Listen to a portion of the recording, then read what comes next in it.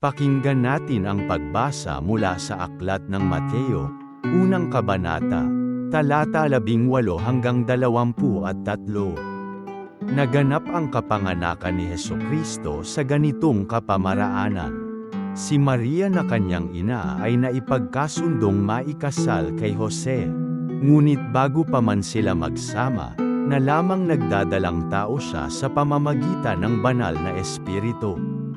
Si Jose na asawa niya ay isang matuwid na tao, ngunit ayaw niyang mapahiya si Maria sa mga tao.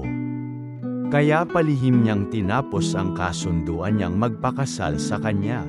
Habang iniisip ni Jose ang mga bagay na ito, nagpakita sa kanya ang isang anghel ng Panginoon sa panaginip at sinabi, "Jose, anak ni David, huwag kang matakot na pakasalan si Maria dahil ang kanyang pinagbubuntis ay sa banal na espiritu.